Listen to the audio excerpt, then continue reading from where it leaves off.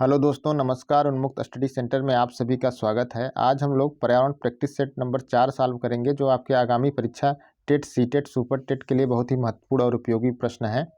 और यदि आप हमारे चैनल पर नए हैं तो हमारे चैनल को शेयर और सब्सक्राइब कीजिए, और हमारे पर्यावरण के प्लेलिस्ट में जाकर आप वन लाइनर पर्यावरण के प्रश्न भी सॉल्व कर सकते हैं। आइए हम देखते हैं अपना पहला प्रश्न। हमारा पहला प्रश्न है, निम्नलिखित किस गैस के कारण भोपाल गैस त्रासदी हुई थी? तो इसका सही उत्तर हो जाएगा डी, मिथाइल आइसोसाइनेट के कारण जो है भोपाल गैस त्रासदी हुई थी। याद रखिएगा, मध्य प्रदेश के भोपाल शहर में 3 दिसंबर 1984 को एक भयानक औद्योगिक दुर्घटना हुई। इसे भोपाल गैस कांड या भोपाल गैस त्रासदी के नाम से जाना जाता है। ठीक है। अब भोपाल स्थित यूनियन कार्बाइड नामक कंपनी के कारखाने से एक जहरीली गैस का रिसाव हुआ, जिससे लगभग 15 से अधिक लोगों की जान चली गई तथा बहुत सारे लोग अपंगता से लेकर अंधेपन के भी शिकार हुए। भोपाल गैस कांड में मिथाइल आइसोसाइनेट नामक जहरीली गैस का रिसाव हुआ। Chlorofluorocarbon, carbon dioxide, nitrous oxide, तीनों ही गैसें ग्रीन हाउस गैसें हैं। ऑप्शन में जो और 3 गैस दी गई हैं आपका chlorofluorocarbon, carbon dioxide, nitrous oxide और ये सब जो गैसें हैं ये ग्रीन हाउस गैसें हैं। मिथाइल आइसोसाइनाइड जो है, इसी के कारण जो है भोपाल गैस त्रासदी हुई थी। आगे बढ़ते हैं। अगला हमारा प्रश्न है, किस देश में क्रिसमस का त्यौहार गर्मियों में मनाया जाता है? तो इसका सही उत्तर हो जाएगा ऑस्ट्रेलिया में।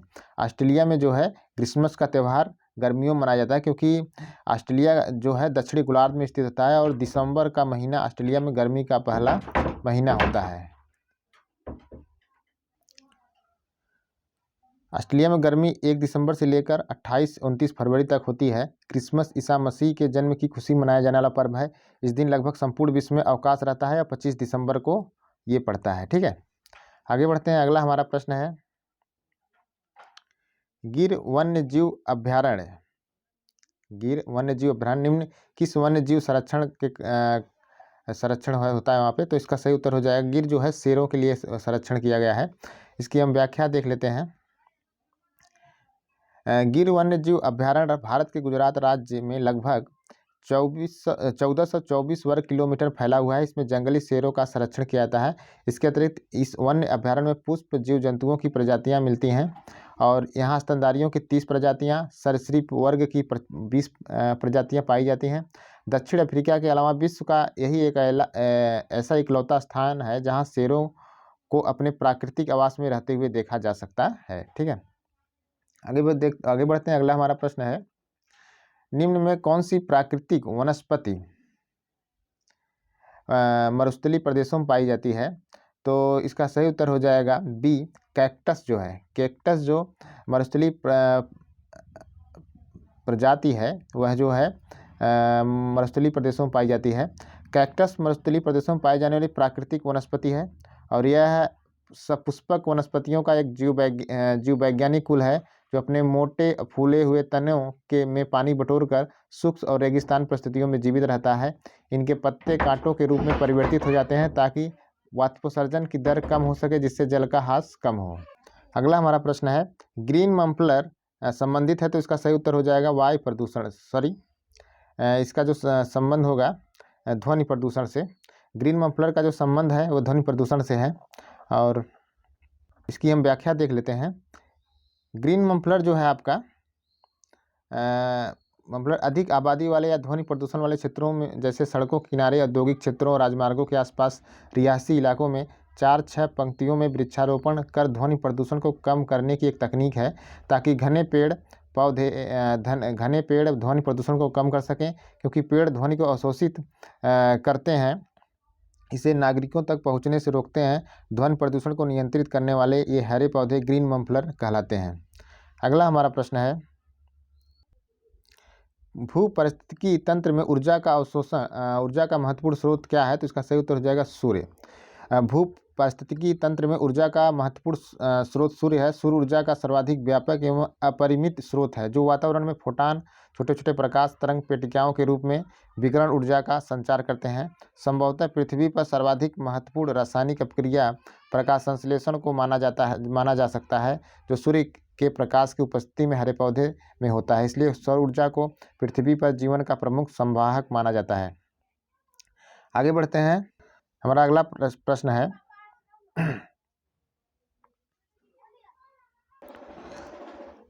किस ग्रह का प्राकृतिक उपग्रह है? तो इसका सही उत्तर हो जाएगा शनि का जो है प्राकृतिक उपग्रह है। और इसकी हम व्याख्या देख लेते हैं। सौर मंडल में शनि आकार में दूसरा सबसे बड़ा ग्रह है। ठीक है, आकार में दूसरा सबसे बड़ा उपग्रह है। शनि के 62 उपग्रह हैं, जो जिसमें टाइटन शनि का सबसे बड़ा उपग्रह है। शनि के अन्य प्रमुख उपग्रह मीमांसा, एनसिलाडु, टेथिस, डियान, रिया, हाइपेरियन और इपापेटस, फोबे आदि है। बुध और शुक्र ग्रहों के कोई उपग्रह नहीं है। आप जानते हैं बुध और जो शुक्र ग्रह है उसका कोई उपग्रह नहीं है। और वरुण के 13 उपग्रह हैं। कितने हैं? वरुण के 13 उपग्रह हैं। इनमें ट्रिटोन और मेरिड प्रमुख हैं। हमारा अगला प्रश्न है निम्नलिखित में कौन सी बायोडीजल की फसल है? तो इसमें जो जेट्रोफा है, इसमें हो गया जेट्रोफा जो है वो आपका बायोडीजल की फसल है। तो जेट्रोफा बायोडीजल की फसल है। यह भारत, अफ्रीका, उत्तरी अमेरिका, कैरिबियन जैसे ट्रॉपिकल क्षेत्रों में उत्पन्न होते हैं। यह एक बड़ा पादप है जो झाड़ियों के रूप में अर्ध शुष्क क्षेत्रों में उगता है। और इस पादप से प्राप्त होने वाले बीजों में 25 से 30% का तेल निकाला जा सकता है। इस तेल से कार आदि चलाए जा सकते हैं, इसलिए इसे बायोडीजल पौधा कहा जाता है। और जो उससे बिजली पैदा की जा सकती है। जेट्रोफा अनावृष्ट रोधी सदाबहार झाड़ी है। यह कठिन परिस्थितियों को भी झेलने में सक्षम है। हमारा अगला प्रश्न है पर्यावरण संरक्षण अधिनियम किस वर्ष पारित हुआ? तो इसका सही उत्तर हो जाएगा 1986 में। संयुक्त राष्ट्र का प्रथम मानव पर्यावरण सम्मेलन 5 जून 1972 को स्टॉकहोम में संपन्न हुआ था। इससे प्रभावित होकर भारत जो है पर्यावरण संरक्षण के लिए पर्यावरण संरक्षण अधिनियम 1986 पास किया। यह एक विशाल अधिनियम है जो पर्यावरण के समस्त विषयों को ध्यान में रखकर बनाया गया है। इस अधिनियम का मुख्य उद्देश्य वातावरण में घातक रसायनों की अधिकता को नियंत्रित करना एवं पारिस्थितिकी तंत्र को प्रदूषण मुक्त रखने का प्रयत्न करना। इस अधिनियम में 26 धाराएं हैं। कितनी धाराएं हैं? 26 धाराएं हैं, जिन्हें 4 अध्यायों में बांटा गया है। यह कानून पूरे देश में 19 नवंबर 1986 को लागू किया गया था। हमारा अगला प्रश्न है भूमंडलीय तापन का कारण क्या है? तो इसका सही उत्तर हो जाएगा कार्बन डाइऑक्साइड में वृद्धि। तो भूमंडलीय तापन का मुख्य कारण जो है कार्बन डाइऑक्साइड में वृद्धि है। धरती पर विनाशक के रूप में बढ़ने की मुख्य वजह जीवाश्म ईंधनों जैसे कोयला, तेल का अत्यधिक इस्तेमाल और जंगलों की कटाई है। और धरती पर घटती पेड़ों की संख्या की वजह से कार्बन डाइऑक्साइड का स्तर बढ़ता है और इससे भूमंडलीय तापन में वृद्धि होती है। बढ़ते तापमान की वजह से समुद्र जल स्तर बढ़ना, बाढ़ आना, तूफान आना, खाद्य पदार्थों की कमी, तमाम तरह की बीमारियां आदि का खतरा बढ़ जाता है। अगला हमारा प्रश्न है निम्नलिखित में से किसमें सर्वाधिक जैव विविधता पाई जाती है? तो इसका सही उत्तर हो जाएगा बी, उष्णकटिबंधीय सदाबहार वन जो बायोम जो है इसमें सर्वाधिक जैव विविधता पाई जाती है। इसकी हम व्याख्या देख लेते हैं।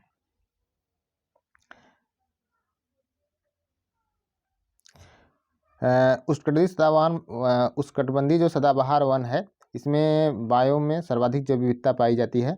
और उष्णकटिबंधीय सदाबहार वन ऐसे वन क्षेत्र हैं जो भूमध्य रेखा के दक्षिण या उत्तर में लगभग 28 डिग्री के भीतर पाए जाते हैं। ये एशिया, ऑस्ट्रेलिया, अफ्रीका, दक्षिण अमेरिका, मध्य अमेरिका, प्रशांत द्वीपों में पाए जाते हैं। विश्व वन्य जीव निधि के बायोम वर्गीकरण के भीतर उष्णकटिबंधीय सदाबहार वन को उष्णकटिबंधीय वर्षा वन का एक प्रकार माना जाता है। उन्हें विश्वतीय सदाबहार तराई वन के रूप में निर्दिष्ट किया जाता है। ठीक है। अगला हमारा प्रश्न है निम्न में किस मृदा का निर्माण लावा द्वारा होता है? तो इसका सही उत्तर हो जाएगा काली मिट्टी। काली मिट्टी का जो निर्माण है वह आपका लावा के द्वारा होता है। इसकी व्याख्या देख लेते हैं। काली मिट्टी का निर्माण ज्वालामुखी निकलने वाली लावा से होता है। भारत में लगभग 5 लाख वर्ग किलोमीटर में फैला है। महाराष्ट्र में इस मिट्टी का सबसे अधिक विस्तार है। इस मिट्टी में चूना, पोटास, मैग्नीशियम, एल्यूमिना और लोहा पर्याप्त मात्रा में पाया जाता है।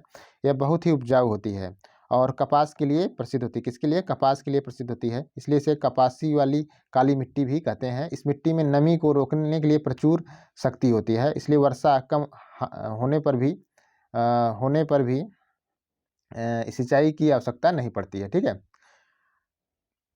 अगला हमारा प्रश्न है, वायुमंडल की कौन सी परत प्रकाश की पराबैंगनी किरणों को पृथ्वी की सतह पर आने से रोकती है? तो इसका सही उत्तर हो जाएगा समताप मंडल। जो समताप मंडल में जो प्रकाश की पराबैंगनी किरणों को सतह पर आने पर रोकती है, ओजोन मंडल के नाम से भी जाना जाता है इसे।